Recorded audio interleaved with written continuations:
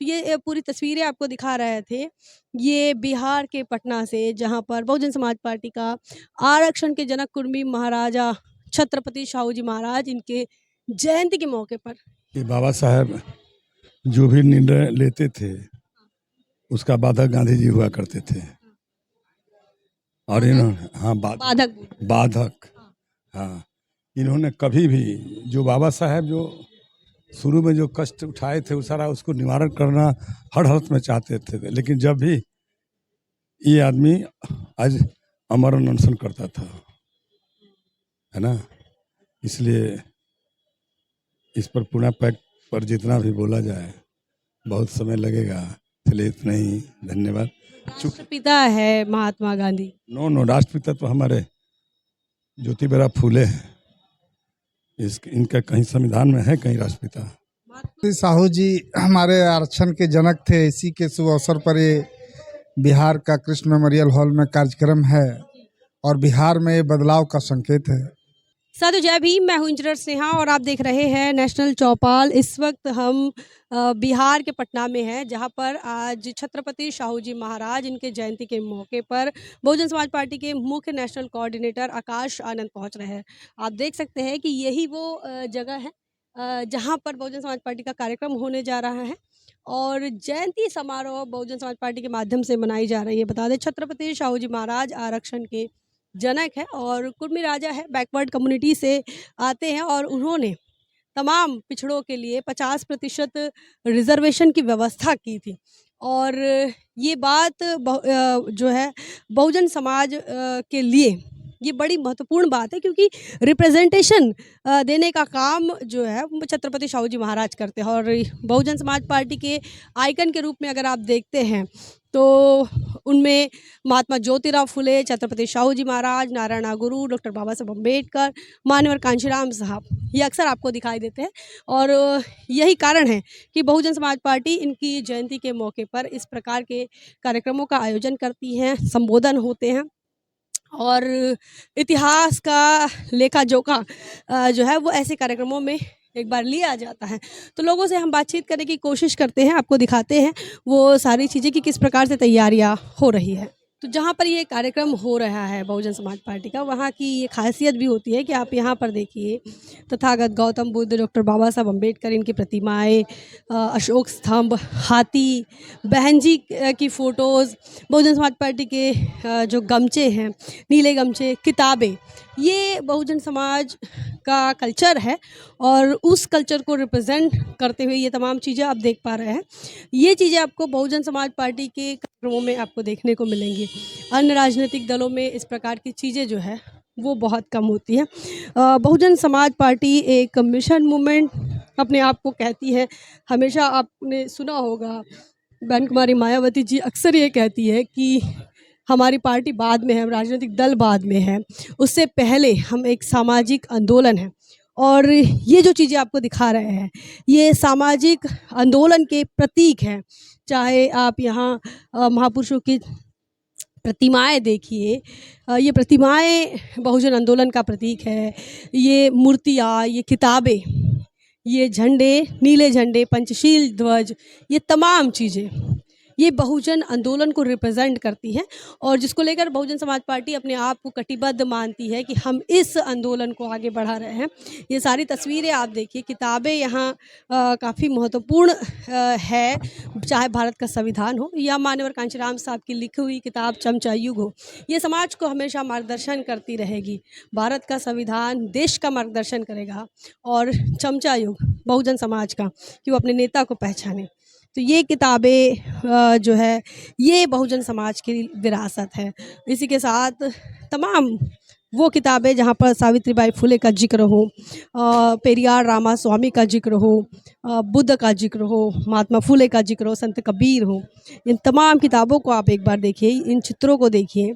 ये बहुजन समाज के लिए मायने इसलिए रखता है क्योंकि ये किताबें सिखाती हैं सेल्फ रिस्पेक्ट मूवमेंट क्या होती है। ये किताबें बहुजन समाज को ये बताने में सक्षम है कि कैसे उसकी डिग्निटी को बनाए रखा जा सकता है। इसीलिए आप देखेंगे कि बहुजन समाज पार्टी के कार्यक्रम में ये अनोखी चीज़ें देखने को मिलेगी। ये चीज़ें आपको भाजपा के कार्यक्रमों में देखने को नहीं मिलेगी। ये चीज़ें आपको कांग्रेस के कार्यक्रमों में देखने को नहीं मिलेगी। ये विचारधारा का जो संघर्ष है इस देश के अंदर मनुवाद के विरुद्ध जो मानवतावाद है, ये उसका फ़र्क आपको दिखा रहे हैं। इस तरफ भी देखिए, किताबें ही किताबें, ये किताबें बताती, इसमें ये वीज़ा की प्रतीक्षा में, ये बाबा साहब अम्बेडकर की किताब है। और इसके आप देखिए मूक नायक, जो बाबा साहब अम्बेडकर ने अखबार निकाला था, गुलामगिरी, जहाँ पर महात्मा ज्योतिराव फुले ने ये बताया कि इस देश के अंदर जो लोग हैं, इंसान हैं, चाहे वो किसी भी जाति से हो, किसी भी धर्म से हो, उसके अपने अधिकार होते हैं और वो अधिकार इस देश में दिया नहीं गया, वो गुलामगिरी में उन्होंने बताने का प्रयास किया है। आप ये किताबों से समझ सकते हैं कि बहुजन समाज के पास उनकी अपनी ये जो वैचारिक संपत्ति है कितनी सघन है, मतलब बहुजन समाज कितना सघन है वैचारिकी के तौर पर। आप यहाँ देखिए, ये बाबा साहब अम्बेडकर की किताब है, हिंदू धर्म की रिडल्स। आप बाबा साहब अम्बेडकर की किताब जाति भेद का बिजनेस, जिस किताब को मान्यवर कांशीराम साहब ने पढ़ा, एक बार नहीं बार बार पढ़ा, और उसके बाद इस देश के अंदर जाति का बिजनेस कैसे होगा, कैसे इस देश के अंदर जातियाँ खत्म की जा सकती है, कैसे जाति का उच्छेद किया जा सकता है, वो महात्मा फुले मान्यवर कांशीराम साहब ने बताया। ये किताब आप देखिए, ये चमचा युग है, ये मान्यवर कांशीराम साहब ने किताब लिखी। सर, क्या नाम है आपका? मेरा नाम हुआ द्वारिका प्रसाद राम। किताब आप देख रहे हैं, ये पूना पैक्ट बनाम गांधी। हाँ, ये बाबा साहब जो भी निर्णय लेते थे उसका बाधक गांधी जी हुआ करते थे। और इन्होंने, हाँ, बाधक, हाँ, इन्होंने कभी भी, जो बाबा साहब जो शुरू में जो कष्ट उठाए थे, वो सारा उसको निवारण करना हर हालत में चाहते थे। लेकिन जब भी ये आदमी आज अमर अनशन करता था, है ना, इसलिए इस पर पुनः पैक्ट पर जितना भी बोला जाए बहुत समय लगेगा। चलिए इतना ही, धन्यवाद। राष्ट्रपिता है महात्मा गांधी। नो, राष्ट्रपिता तो हमारे ज्योतिबा फूले हैं। इनका कहीं संविधान में है, कहीं राष्ट्रपिता। महात्मा फुले को राष्ट्रपिता कैसे कह सकते हैं? इसलिए कि महात्मा फूले ने जो शिक्षा का जो दिलाने का काम किया, माता सावित्री बाई को ही आगे बढ़ाया। जितना कष्ट उठा करके उन लोगों ने जो शिक्षा का जो दिलाने का काम किया, उसके साथ माता फातिमा जी भी काफ़ी सहयोग की। और उस समय 19 स्कूल लोगों ने खोला, और उन्हीं के बाद मात्र छत्रपति साहू जी महाराज जब इनकी राजपाट आई तो काफ़ी इन्होंने सहयोग किया। स्कूल खोलने से आप राष्ट्रपिता कैसे कह सकते हैं? हमारी दबे कुचले समाज को जगाने का उन्होंने बहुत शुरू से आखिर तक उन्होंने काम किया। जगाने का मतलब वो पहले पढ़ते लिखते नहीं थे, उन लोगों को पढ़ते लिखते थे। पढ़ने लिखने के लिए भी उन्होंने काफ़ी लोगों को उत्साहित किया, जिसके लिए स्कूल उन्होंने खोलने का काम किया। क्यों नहीं पढ़ते लिखते थे पहले? इसलिए नहीं करते थे कि मनोवादी व्यवस्था, ब्रह्मवादी व्यवस्था जो था, स्त्री शुद्र शिक्षा न दिया था। स्त्री 100 में 100 पढ़ने का उसका अधिकार नहीं था, और पुरुष में मान लीजिए कि केवल ब्राह्मण लोगों को ही अधिकार था। बाकी SC ST OBC उनको भी अधिकार नहीं था पढ़े लिखे का। ये खास बात है जो अलग करती है राष्ट्रपिता को। हाँ, क्या करते हैं भैया आप? मैं पार्टी का प्रदेश सचिव हूँ। कौन से जिले से आए हैं? हम सिवान जिला से आए हैं। सिवान से आए हैं। हाँ, तो हमारे साथ बहुजन समाज पार्टी के नेता थे जिनसे हम बातचीत कर रहे थे। किताब आप एक बार फिर से देखिए, ये पूना पैक्ट है बनाम गांधी। आप तमाम लोग जानते हैं डॉक्टर बाबा साहब अम्बेडकर और गांधी जी के राजनीतिक संबंध कैसे थे, और पूना पैक्ट यह इसको लेकर माननीय कांशीराम साहब ने चमचा युग में काफ़ी कुछ खुलासे किए हैं। उन्होंने बताया है कि इस देश के अंदर जो चमचा युग आया है, जो फॉल्स रिप्रेजेंटेशन आया है, जो फ्रॉड रिप्रेजेंटेशन आया है, जो कि दिखता है नस्ल से, कास्ट से, कम्युनिटी से कि वो कम्युनिटी का है, लेकिन वो सच्चा रिप्रेजेंटेशन नहीं है। ये बात बाबा साहब अम्बेडकर के और गांधी के पूना पैक्ट के बाद समाज को बताने का काम माननीय कांशीराम साहब ने की कि ये जो पूना पैक्ट हो इससे बहुजन समाज का कैसे नुकसान हुआ।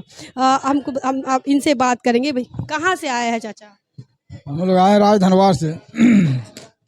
आज कार्यक्रम है यहाँ पर, जी जी बहुजन समाज पार्टी से जुड़े हैं आप? जी जी। क्या बताएंगे छत्रपति शाहू महाराज की जयंती के मौके पर हमारे साथ में? अच्छा अच्छा, ठीक। आज यहाँ आए हैं, कैसे क्या लग रहा है? बहुत अच्छा लग रहा है। पार्टी के कार्यकर्ता हैं? जी जी।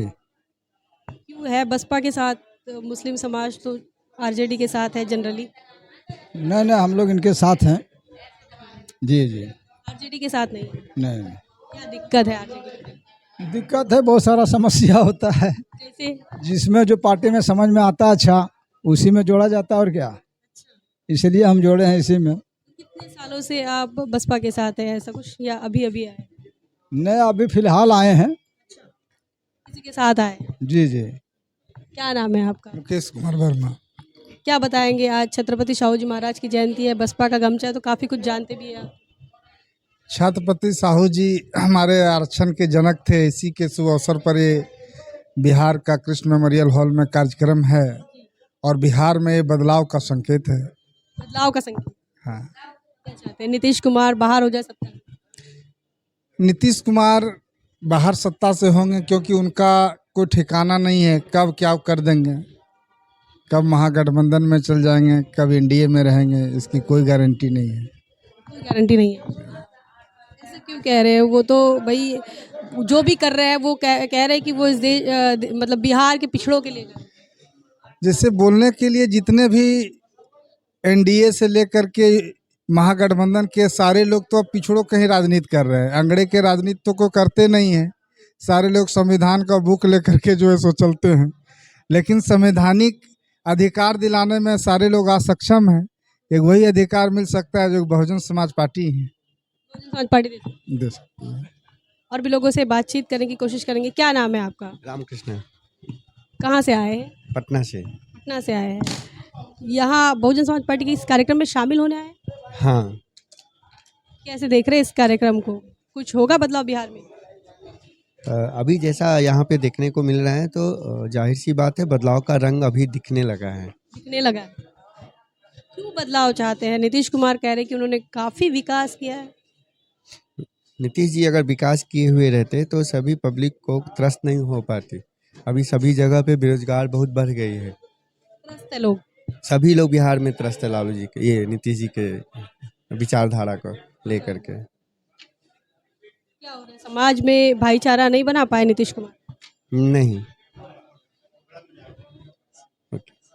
और भी लोगों से बातचीत करने की कोशिश करते हैं, आपको दिखाते हैं वो तस्वीरें जहां पर आकाश आनंद पहुंचने वाले हैं। और ये श्री कृष्ण मेमोरियल लॉन है या हॉल है, और यहां पर ये कार्यक्रम होने जा रहा है। देखिए अभी जो है लोग आ रहे हैं।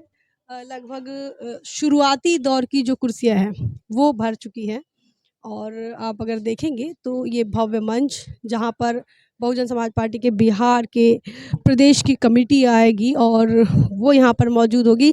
साथ ही बहुजन समाज पार्टी के मुख्य नेशनल कोऑर्डिनेटर आकाश आनंद यहाँ पहुँचने जा रहे हैं। इसी के साथ आपको बता दें कि लगभग पिछले 10-15 दिनों से बहुजन समाज पार्टी के सांसद रामजी गौतम लगातार यहाँ पर मौजूद है, और सारे कार्यक्रम्स आपने देखे हैं, उनके सारे दौरों को हमने कवर किया है। आपको बताने का प्रयास किया है कि कहाँ-कहाँ पर बहुजन समाज पार्टी की समीक्षा बैठकें हो रही है, कहाँ-कहाँ पर बहुजन समाज पार्टी की कार्यकर्ता सम्मेलन हो रहे, वो तमाम चीज़ें हमने आपको नेशनल चौपाल पर दिखाया है।